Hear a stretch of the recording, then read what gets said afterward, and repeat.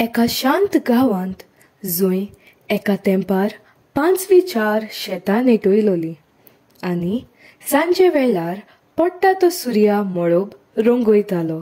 पूण थंय आतां सुकत आयल्या. एक ल्हान चेडूं मीरा नांवाचें वोगी एका तोडपार बसून चिंता कित्याक ताचो संवसार हे सुके बी सारको काय म्हूण.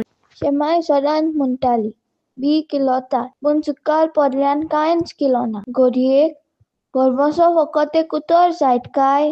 बाय मीरा, आजून तूं ती बी राखून आसाय. होय पाय, पूण कसलो फायदो. ही जमीन सारकी सुकल्या. पावस तर आमकां विसरलो. आमच्या वाड्यांतलो सगळो लोक गांव सोडून वेता.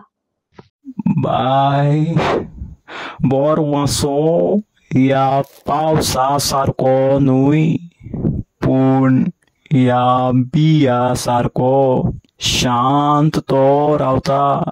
पूण सुक्या वेळार पासून तो उपसता. पूण ती बी किलोची ना जाल्यार. पूण तरी आसतना तुवें तें बी वोपलें कित्याक तुवें विस्वास दवरलो आनी विस्वास केन्नाच फटयना.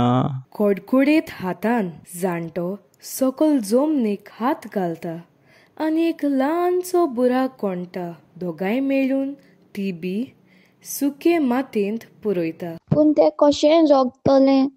काळा पोरमोणे आनी मोग आनी ती विचित्र भावना आमच्या ओड्यांत आसा. तो बोरवांचो. दीस गेले. मागीर 7 वडें सरलें आनी एका दीस फांतोडेर जसो मळबांतलो दोग सुके दोतोरीक पडून आनी जमीन भिजून घेतली. बाय, हे 5वें जालें. एक कुमरी फुटली. पळय, ताका जीव आसा. पळयलां बाय, बोरवांचो आमकां केन्नाच फटयना.